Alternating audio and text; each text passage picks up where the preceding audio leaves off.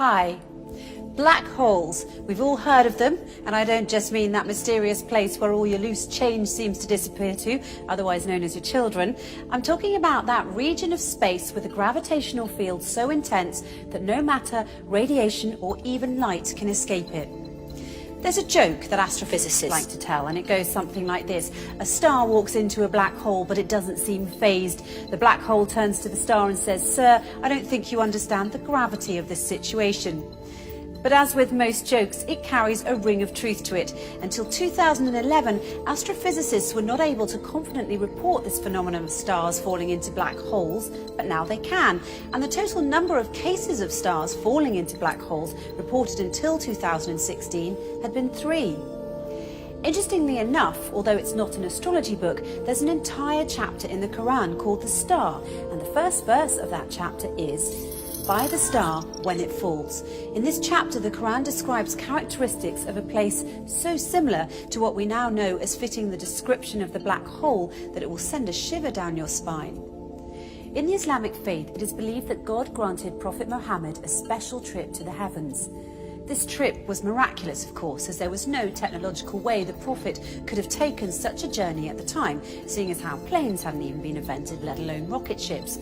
Nonetheless, if you study this miraculous night journey closely, you'll find that there are many clues to prove that this incredible journey did indeed occur. Not only that, where it took place turns out to be of great interest too, because astonishingly enough, the description of the area the Prophet ascended to matches the characteristics of what we now know about the black hole.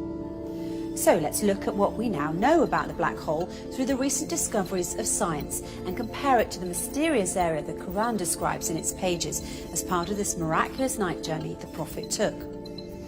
Firstly, in verse 16 of chapter 53, the Quran describes this place in space as very dark. In fact, it describes it as darkness covered or draped in darkness, which is not surprising. Space is a pretty dark place. Even so, some areas are darker than others, but nothing is darker than a black hole, because black holes have such immense forces of gravity, nothing, not even light, can escape from them. That's why they're black. And because they're black, they are veiled from direct observation. They nevertheless reveal themselves indirectly, as scientists have special tools that can help them see how stars that are very close to black holes act differently than other stars because of the immense force of gravity that black holes have, and this helps them identify the location of black holes.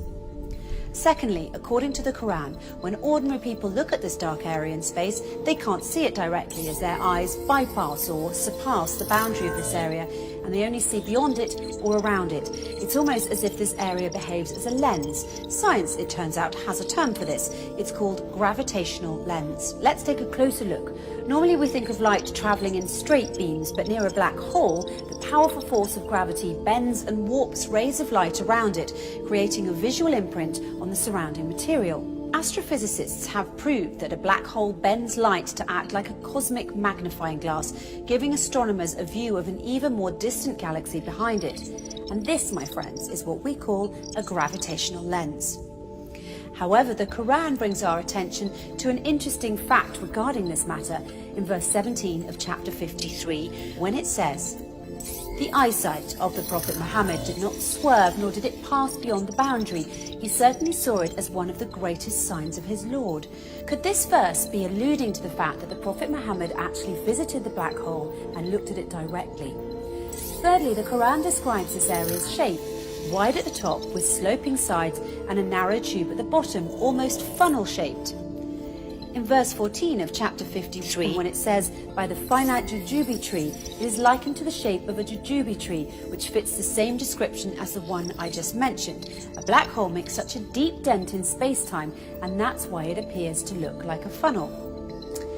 Despite the black hole's effects on the movement of matter and its tremendous suction power, the black hole's space-time dent remains hidden behind its event horizon, and it's always surrounded by an area which does not allow light to escape and therefore cannot be directly observed. And fourthly, once again, in verse 14, chapter 53, by the finite jujube tree, the Quran reveals that this area is finite. So how does this claim stack up with the science? Until recently, it was assumed that black holes had such an infinite strength of gravitational field that occurs deep within them, ensuring that nothing, not even light, can ever escape them, and a trip into a black hole is a one-way journey. Once you cross the event horizon, the point at which light can't escape, there's no turning back. But researchers such as Georges Poulin, Rodolfo Gambini and Gerard Hooft have recently been able to prove otherwise and show that energy can escape black holes and that black holes are finite. This essentially means that black holes don't end in an infinite density, but rather act as a portal to another universe.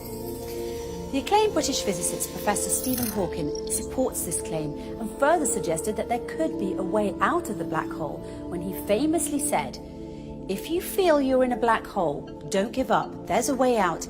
It might have a passage to another universe, but you couldn't come back to our universe. So although I'm keen on spaceflight, I'm not going to try that."